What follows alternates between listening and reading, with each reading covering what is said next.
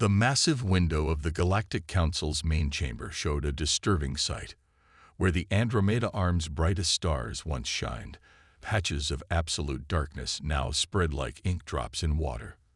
First Council Leader White stood motionless, his four arms crossed behind his back, as he watched another star system fade into nothingness. "That's the fifth one this week," he said, his voice carrying the weight of billions of lives. The other council members, representing the 30 most advanced species in the galaxy, shifted uncomfortably in their floating chairs. The chamber itself reflected their civilization's achievements: clean lines of white and silver, gravity-defying architecture, and displays showing real-time data from across the galaxy. But today, all this technology felt useless. "The quantum computers have failed to provide a solution," announced Green, the head of scientific research. Her transparent skin pulsed with waves of worried purple colors. "We've run every possible simulation. The anomaly doesn't follow any known laws of physics." The room erupted in overlapping voices. Some council members spoke through translators, others through direct telepathic links, but they all shared the same fear. Whatever this darkness was, it was spreading faster than they could evacuate systems. Perhaps a quiet voice spoke up, making everyone turn. It came from Blue, the youngest scientist ever appointed to the council. His large eyes blinked slowly as he gathered courage to continue. "Perhaps we're thinking about this wrong. We've asked every advanced species in the galaxy, but—" "Speak up, young one," White encouraged, though he already suspected what Blue was about to suggest. "But we haven't asked the Deathworlders." The chamber fell silent. Even the subtle hum of the air recyclers seemed to pause. Mentioning humans in the council chamber was almost taboo. They were the galaxy's awkward secret, a species that evolved on a planet so harsh that most council members couldn't even visit Earth without extensive protection suits. Those primitives. Green's skin now flashed with spots of orange shock. They barely have faster than light travel. Half their planet still burns fossil fuels. "Yes," Blue continued, standing up from his chair, "but they solved problems we thought impossible. Remember the gravity well crisis of their year 2189. Their solutions were rough, dangerous by our standards, but they worked. They think differently." White turned from the window, his 8 eyes focusing on the display showing the spread of darkness. The simulations predicted total galactic collapse within 6 months. Their perfect equations, their advanced AI, their million-year-old scientific principles, nothing had provided an answer. "Explain your reasoning," Blue, White said, using his formal council voice to quiet the growing protests. "Humans evolved solving daily survival problems. Their planet tried to kill them every day. Extreme temperature changes, natural disasters, dangerous predators. Where we see patterns requiring careful analysis, they see puzzles requiring immediate solutions. Their brains evolved to find answers fast or die." The council chamber's lights dimmed automatically as another star system winked out. The darkness was getting closer to their core worlds. "We've spent 3 months analyzing this threat," Blue continued. "In that time, we've lost 28 star systems. We keep looking for the perfect solution, but maybe we need an imperfect one that works. That's what humans do best." White raised all 4 arms, the traditional gesture for a council vote. "The motion is to formally request human assistance in this crisis. Be aware, if we do this, we'll have to reveal technology we've kept hidden from them. This vote will change our relationship with Earth forever." The chamber's voting system activated. Holographic buttons appeared in front of each council member. White watched as the votes came in. It wasn't even close. "Motion passed," he announced. "Blue, since this was your suggestion, you'll lead the delegation to Earth. Choose your human carefully. We need someone brilliant enough to understand our science, but flexible enough to think beyond it." As Blue left the chamber, he heard the whispers behind him. Many still doubted this decision. But watching another star vanish into the mysterious darkness, he knew they had no choice. Sometimes survival meant trying the unthinkable. They needed a Deathworlder's help. Dr. James Walker was eating a sandwich in his university office when the aliens arrived. He didn't spill his coffee, didn't jump from his chair, and didn't even blink when three tall figures appeared through a shimmering portal in the middle of his cluttered room. He just took another bite and raised an eyebrow. "You're late," he said, checking his old wristwatch. "The gravity distortions in the parking lot started 15 minutes ago. I figured someone would show up eventually." Blue, standing in the center of the alien delegation, felt his scales ripple with surprise. Most humans reacted with shock, fear, or excitement when meeting aliens for the first time. This one acted like he was greeting late students to his class. "Dr. Walker," Blue began, his translator converting his harmonic speech into English, "we are representatives of the Galactic Council." "Let me guess," Walker interrupted, finally putting down his sandwich. "You've got a problem you can't solve. Your fancy computers are useless, and someone finally suggested asking the crazy humans." He stood up, stretching casually. "Probably something to do with those dark spots eating stars in the Andromeda arm." The three aliens exchanged shocked looks. Earth wasn't supposed to have that information. Their stealth systems, hidden in the solar system, should have blocked all observations of the crisis. Walker grinned at their confusion. "What? You think we wouldn't notice entire star clusters going dark? We might be primitive, but we do pay attention to the night sky." He walked over to his office wall, which was covered in papers, sticky notes, and hand-drawn diagrams. In the center was a star map with black marks showing the spreading darkness. His calculations, though done with primitive human mathematics, were surprisingly accurate. "Dr. Walker," Blue tried again, "we need your help. The situation is more serious than my primitive brain can understand." Walker finished, turning back to them. His eyes sparkled with amusement rather than offense. "Look, I get it. You've got amazing technology, perfect societies, and computers that can think circles around us. But right now, none of that is working, is it?" The third alien, Red, stepped forward aggressively. "You should show more respect to the Council's representatives." Walker just laughed.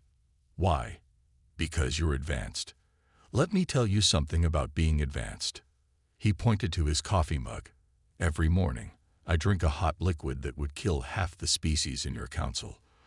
I live on a planet that regularly tries to wipe us out with storms, earthquakes, and volcanic eruptions. Last week, I went hiking in weather that would freeze your blood solid. Being advanced doesn't mean being better. Sometimes it just means being fragile." Blue felt a strange mix of shock and admiration. This human was nothing like the careful, protocol-following scientists they usually worked with. He was adaptive, confident, almost reckless in his directness. "Will you help us?" Blue asked simply. Walker walked to his desk and picked up a small backpack. "Already packed. Been ready since I first spotted the anomaly pattern 3 weeks ago. Just had to wait for you all to swallow your pride and show up." As they prepared to transport back to the council station, Walker held up one finger. "Just one condition. No protective bubbles, no special atmosphere chambers, none of that stuff you usually wrap humans in. I need to see and feel everything directly. Can't solve a problem if I'm locked away from it." But the station's environment, Red started to protest, "is dangerous for humans." "Yeah, I know." Walker finished. "Guess what? Everything on Earth is dangerous for humans. That's why we're good at staying alive. Now, shall we go save the galaxy?" Blue activated the portal, watching with fascination as Walker casually walked through the shimmering gateway that most species needed careful preparation to use. Perhaps, Blue thought, this was why they needed a Deathworlder. When the universe itself was breaking down, they needed someone who treated danger as a daily companion. As they stepped onto the council station, Walker looked at the magnificent view of space through the massive windows and smiled.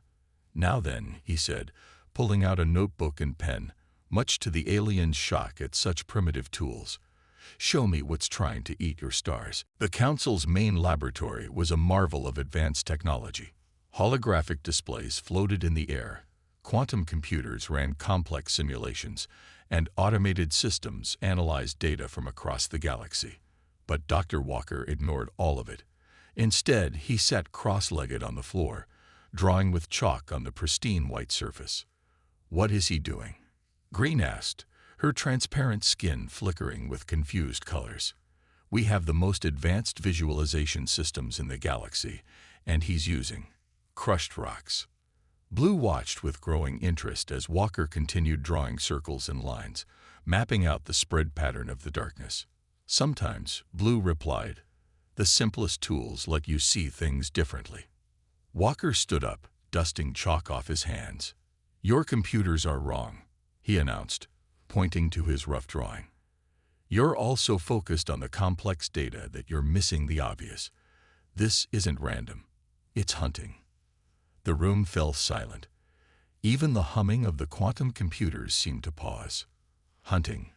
White asked, all 8 of his eyes blinking rapidly. "That's impossible. The anomaly is just a physical phenomenon. It can't be." "Alive," Walker interrupted. "Why not? Look at the pattern." He walked around his chalk drawing, pointing with his foot. "It's not spreading like a wave or a virus. It's moving like a predator, testing boundaries, retreating, then striking at weak points, just like a wolf pack hunting prey." The aliens gathered around the drawing, seeing the pattern for the first time through human eyes. Where their computers saw chaos, Walker saw strategy. "But that would mean," Blue started. "It's artificial," Walker finished. "Someone or something made this, and they made it to act like a predator." He turned to the window, watching another star system fade into darkness. "On Earth, we learned about nature by watching predators. They're not mindless. They're efficient. They test, learn, and adapt." Green's skin turned a deep shade of worried purple. "Our analysis showed no signs of artificial design. The energy patterns are completely chaotic." Walker laughed, walking over to one of the holographic displays. "Of course they look chaotic to you. You've spent thousands of years making everything perfect, orderly, safe. But nature isn't safe. It's messy, adaptive, and sometimes the best solutions look like chaos." He pulled out his notebook again, flipping through pages of handwritten notes. "I want to go inside it." "What?" The word erupted from multiple alien throats at once. "Inside the anomaly," Walker clarified, though everyone had heard him correctly the first time. "Not deep, just the outer edge. Your probes all failed because they were too careful, too precise. Sometimes you need to poke the predator to understand it." "Absolutely not," Red declared. "The energy levels would kill any living thing instantly." Walker pointed to the various warning signs posted around the lab. Warnings about radiation, artificial gravity, and atmospheric pressure. "According to your safety standards, this whole station should kill me. But here I am, drinking my coffee and breathing just fine." He held up his mug with a grin. "Humans are really good at not dying when we're supposed to." Blue stepped forward. "I'll go with him." The room erupted in protests, but Blue raised his voice. "He's right. We've been too careful, too afraid. We need to understand this thing, not just study it from a safe distance."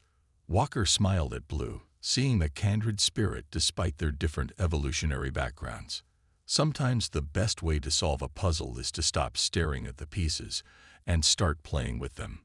First Council Leader White raised all 4 arms for silence. "This is highly irregular. Our safety protocols. We'll get everyone killed if we don't try something new." Walker finished. He walked over to the window, placing his hand against the transparent barrier that separated them from space. "Whatever this thing is, it's not following your rules. So maybe we should stop following them too." White looked at the chalk drawing on the floor, then at the failed computer simulations, and finally at the darkness consuming another star system. "Prepare a ship," he ordered. "But if anything goes wrong..." Walker was already walking toward the door, with Blue hurrying to catch up.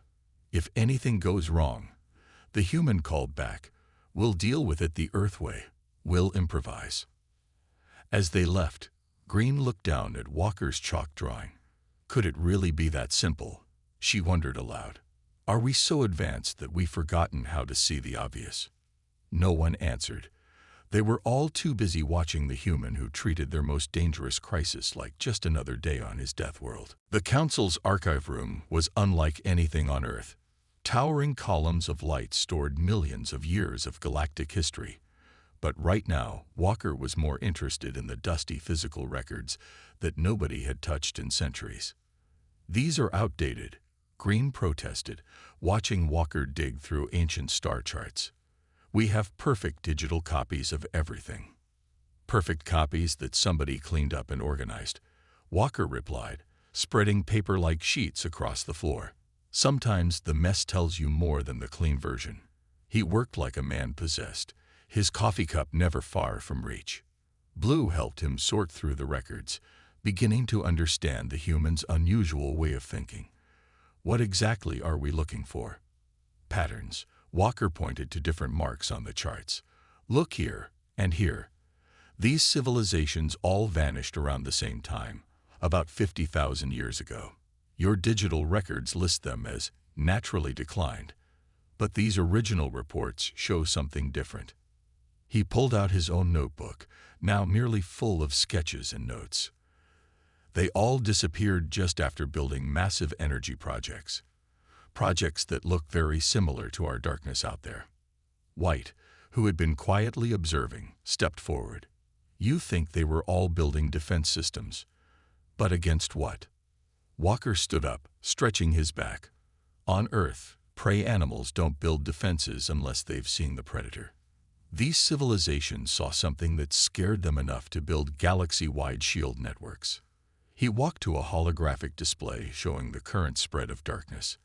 "And look at the timing. Every 50,000 years, there are mass vanishings of advanced civilizations. The cycle is so long that shorter-lived societies like yours never notice the pattern." Blue's scales shifted to a pale color of worry. "The cycle? Are you saying it's starting again?" "That archaeology team didn't just trigger an old defense system," Walker said grimly. "They woke it up because it detected something coming. Something it was built to defend against." The room fell silent as the implications sank in. Green's transparent skin pulsed with waves of fear. But what could be so terrible that multiple civilizations would hide entire star systems? She whispered. Walker pulled up an old Earth image on his tablet. "Ever heard of a trapdoor spider? It builds a perfect hiding place and waits for danger to pass. These ancient civilizations did the same thing, on a galactic scale." He pointed to different sections of the star charts. "See these energy readings? They're not random. They're a countdown. The defense network isn't just hiding stars. It's preparing for something. Something that's nearly here." Suddenly, alarms blared throughout the station. Red burst into the room, all four arms holding different data pads. "We're detecting massive energy signatures at the edge of the galaxy." Walker grabbed the data pads, his eyes scanning quickly. "Not approaching from outside," he muttered. "Rising from inside. From the galactic core." His eyes widened. "They've been here all along. Hibernating. Waiting." "What has?" White demanded. "The predators these defenses were built against." Walker was already moving, gathering his notes. "Think about it. What's the perfect hunting strategy for a spacefaring species? Wait until civilizations develop, grow, become technologically tasty, then wake up and harvest them." Blue followed Walker as he rushed toward the laboratory. "But the defense network was built by their previous victims," Walker finished. "And now it's activating because the hunters are waking up. We're not just seeing a defense system. We're seeing a galactic warning light." He spread his notes across a lab table, pointing to different calculations. "We have maybe 3 days before they fully wake up. The good news is the defense network still works. The bad news is we've only figured out half of how to use it." White raised all four arms, activating emergency protocols across the station. "What do you need?" Walker looked up, his eyes showing the same focused calm he'd had when flying into the darkness. Everything you've got on ancient energy systems, any weird signals from the galactic core, and, he grinned, a lot more coffee. As the council members rushed to gather resources, Blue stayed by Walker's side. Humans truly are remarkable, he said. You see patterns we miss, find answers in chaos. That's because we evolved looking over our shoulders, Walker replied, already deep in his calculations. When you live on a death world, you either learn to spot predators coming, or you don't live at all. Outside the station windows, more star systems vanished into darkness. But now they understood. It wasn't an end. It was preparation for the real fight ahead. The ship's hull creaked as they approached the edge of the darkness. It wasn't a large vessel. Walker had insisted on something small and maneuverable, rather than the massive research ships the Council usually sent. As Blue watched their human pilot, he noticed something strange. The closer they got to danger, the calmer Walker became. Radiation levels are beyond safe limits, Blue reported, his scales shifting nervously as he read the instruments. We should activate the shield bubble. Walker shook his head, his hand steady on the controls. Shields will block what we need to feel. Sometimes you have to let danger get close enough to study it. He glanced at the readings and chuckled. Besides, these radiation levels are nothing compared to what you'd get from a bad sunburn on an Australian beach. The darkness loomed ahead of them, a perfect absence of light that seemed to swallow everything it touched. The ship's sensors were going crazy, showing readings that made no sense. Look there, Walker pointed suddenly. See how it pulls back when we get close, just like a predator testing its prey. He turned the ship slightly, and the darkness retreated a fraction. It's not just eating stars. It's studying us. Blue leaned forward, forgetting his fear for a moment. But that would mean, it's not just artificial, Walker finished. It's intelligent, or at least it's following intelligent programming. He pulled out his notebook, making quick sketches while somehow still piloting perfectly. These patterns remind me of something. Suddenly, the darkness surged toward them. The ship's warning system screamed as energy readings spiked off the charts. Blue's survival instincts screamed at him to run, but Walker did something completely unexpected. He turned the ship toward the surge. "What are you doing?" Blue shouted, his translator crackling with stress. "We'll be destroyed." "No," Walker said calmly. "We're going to make first contact." He spun the ship in a tight spiral, diving straight through the edge of the darkness. In nature, sometimes you have to show a predator you're not prey. The ship shuddered violently. Blue's instruments went dead, then came back showing impossible readings. But through the viewport, he saw something extraordinary. Where their ship passed through the darkness, it left a trail of light, like they were cutting through a black curtain. "There," Walker exclaimed, pointing at a pattern in the swirling darkness. "That's not destruction. It's a defense grid. Look at the geometric patterns." He sketched rapidly in his notebook. These aren't random energy fluctuations. They're ancient security protocols. Blue stared in amazement. The darkness wasn't consuming stars. It was enveloping them in some kind of massive shield network.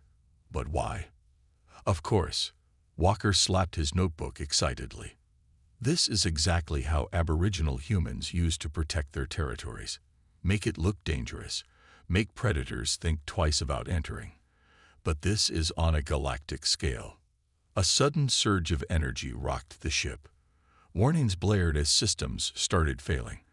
But Walker just grinned, turning the ship into a controlled spin. "Blue, quick, send these readings back to the Council. The darkness isn't a weapon, it's a shelter. Someone built this system eons ago to protect against something. When that archaeology team stumbled into it 3 months ago, they must have triggered an ancient automatic defense system." The ship groaned as Walker pulled them out of the darkness. Behind them, the black void seemed different now, less threatening, more like a massive shield protecting countless stars. "How did you see it?" Blue asked as they limped back toward the council station. All our advanced sensors, our quantum computers, how did you understand what we couldn't? Walker patted his notebook, now filled with rough sketches and hurried notes. On Earth, survival means understanding patterns. A predator's tracks, weather changes, safe versus dangerous plants. We evolved reading nature's signs. Your computers were looking for mathematical perfection. I was looking for survival logic. As they docked at the station, Walker was already planning their next move. Now comes the hard part, he said, gathering his notes. We need to figure out what this system was built to defend against.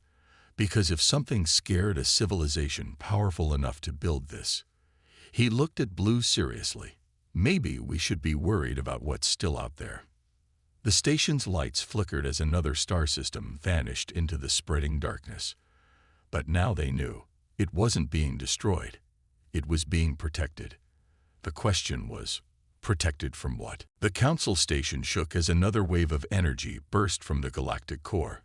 Walker hadn't slept in 2 days, but his hands remained steady as he worked on the machine he'd built from a mix of alien technology and what he called Earth shortcuts. This is insanity, Red protested, watching Walker connect delicate quantum circuits with what looked like primitive copper wire. These systems weren't meant to work together. That's the point, Walker said, not looking up from his work. Your technology is too perfect, too clean. Sometimes you need a little chaos to talk to ancient machines. He held up what looked like a mess of wires and crystals. Like this translator I built. The defense network doesn't speak any modern language. It speaks energy patterns. Blue watched in fascination as Walker connected his device to the station's main computer. The screen filled with strange symbols that somehow looked both alien and familiar. There, Walker pointed excitedly. These aren't just defense protocols. They're memories. The last messages from those ancient civilizations. The station rocked again. Through the windows, they could see more star systems being enveloped by the spreading darkness. But now masses of energy were rising from the galactic core, taking shapes that hurt the eyes to look at. They're coming faster than we thought, White said, his 8 eyes blinking rapidly. The hunters are almost awake. Walker's fingers flew over his makeshift control panel. The network isn't just hiding us, he explained. It's gathering energy. Every star it covers adds to its power. The ancient builders knew they couldn't fight these things directly, so they built something smarter. A trap, Blue realized, remembering Walker's earlier words about Earth spiders. Exactly. Walker grinned, but not to catch them, to change them. He pointed to different parts of the ancient message. These civilizations found a way to rewrite energy patterns. They built this network to transform the hunters into something else, but they never got to use it. Green's skin rippled with understanding, because the hunters found them first. But they left us the tools, Walker said. He pulled out his notebook, now completely full of calculations and drawings. Look at this pattern. It's not just a defense grid, it's a giant transformation circuit. We're not supposed to just hide in the darkness. We're supposed to use it. Red stepped forward angrily. This is ridiculous. You want us to trust the fate of the galaxy to some primitive human interpretation of. The station's lights died as a massive surge of energy swept through space. When emergency power came on, they saw something terrifying through the windows. The hunters were taking physical form, enormous shapes of pure energy, each one bigger than a solar system. No more time for debate, Walker said, his voice steady despite the terror around them. He looked at White. I need full control of the network, right now. White looked at the approaching energy beings, then at the darkness that was their only defense. The council would need to vote. Your council rules are about to get everyone killed, Walker interrupted. He pointed to his machine. This will work, but only if we do it now, and only if we do it my way. Sometimes survival means breaking the rules. The station shook so hard that several council members fell. Through the windows, they could see the hunters approaching. Ancient, hungry things that had culled galaxy after galaxy. White steadied himself and made a decision. Do it. Walker's hands flew over his controls. Blue, I need you to link these circuits. Green, monitor the energy flows. The rest of you, start evacuating the station. This might get a little weird. Weird how? Blue asked, helping connect the systems. Walker smiled that strange Earth smile that meant he was about to do something dangerous. Ever seen what happens when you flip a predator's brain patterns? Make it see things differently. He threw the final switch. We're about to do that on a galactic scale. The darkness began to move differently, no longer running from the hunters but reaching for them. Walker's machine hummed with power as it sent new commands through the ancient network. Either this works, Walker said calmly, or we're about to have front row seats to the end of the galaxy. He looked at Blue, ready to try something crazy. Blue gripped his control panel tightly. As you humans say, let's do this. The darkness surged forward, meeting the hunters head-on in a collision of energies that lit up the galaxy like a new Big Bang. The galaxy exploded with light.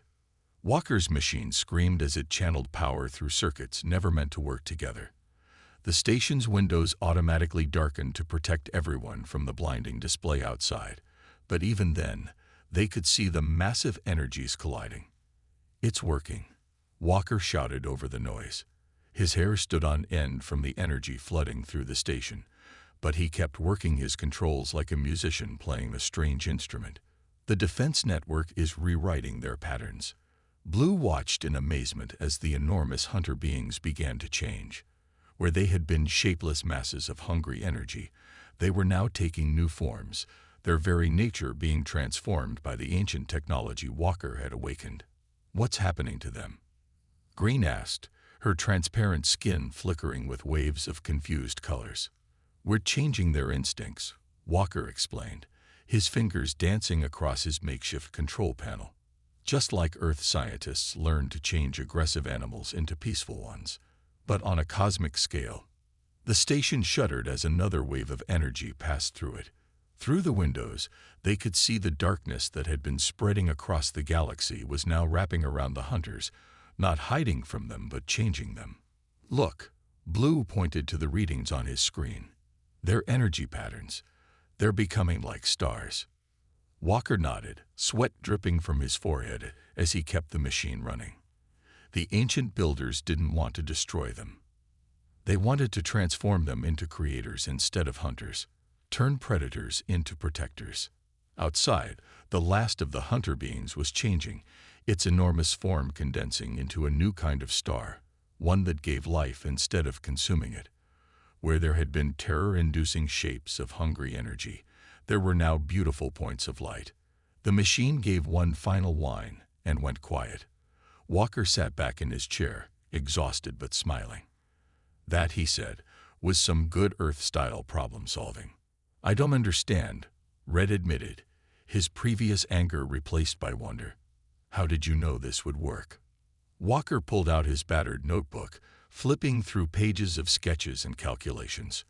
On Earth, we learned that the most dangerous predators can become the most dedicated protectors. Like wolves becoming dogs, or wild cats becoming pets. The ancient builders understood this too. They just needed someone with a predator's mindset to understand their plan. White stepped forward, all 8 eyes focused on the new stars shining where the hunters had been. You turned the greatest threat our galaxy has ever known into guardians. Blue finished. The hunters have become protectors. The station's systems came back online, showing data from across the galaxy. The darkness was receding, leaving behind both the original stars and the newly transformed ones. The hunter beings, now converted into sources of life and energy, were taking up positions throughout the galaxy like watchful guardians.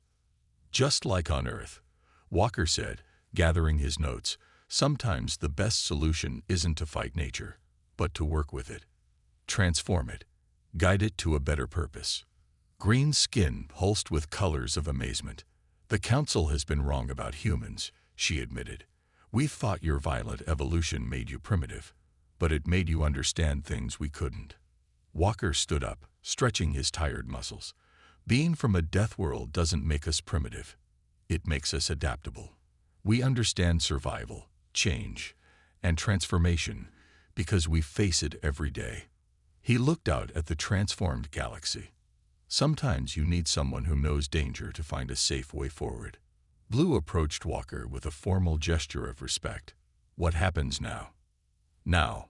Walker grinned, pulling out his ever-present coffee mug. Now we study these new guardian stars, learn from the ancient builders' technology, and prepare. He took a sip of his coffee. Because if those hunters came once, others might come too. But this time, we'll be ready. White raised all 4 arms in a gesture that quieted the room. Dr. Walker, the Council owes you a debt we can never repay. What can we offer you? Walker looked around at the advanced alien technology, then down at his simple notebook and coffee mug. How about we start with some real cooperation? Share your science, and we'll share our death world wisdom. He smiled.